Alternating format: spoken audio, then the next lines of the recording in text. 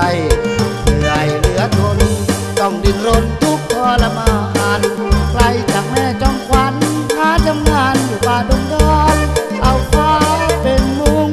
มียุงเป็นเพื่อนยามนอนวาดถึงคนแสนละวอนปวดร้าวระบม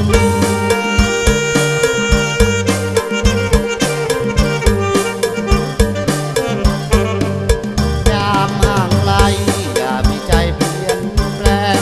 ถนอมไว้เด้อแก้มแดงอย่าให้ชายผู้ชมโทรมายามใดที่จะได้ชุ่มในอารมณ์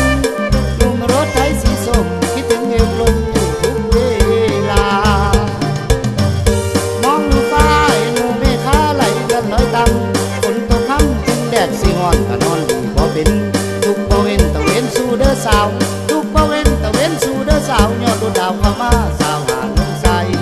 รายได้วันละไม่ถึงพันหากค่าน้ำมันเรือไม่กี่ร้อย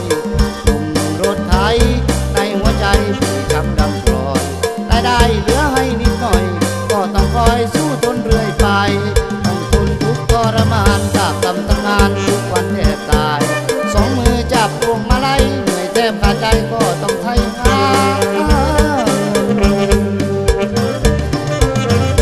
เดินไปหน้าหาเงินใช้หนี้ถึงคิวดำปอดปีมีแต่สูงพอถอยใจเต็มร้อยหมู่นี้ว่าสิถอยหลังตั้งความหวังในใจสิบ่ไหลล่าล่า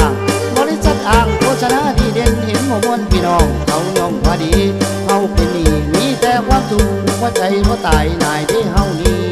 กี่ปีถึงจะหมดสัญญาแต่ค่อยอ่อนลารถมาบางเวในใจร่างกายสุดเซบางวันหันเหอยากให้เดี่ยวคืนยืนแทบไม่เป็นหลักถึงงานเหนื่อยหนักหมดรักวันยืนสุดคนหัวใจกลำกลืนทุกวันทุกคืนฝืนโชคชะตา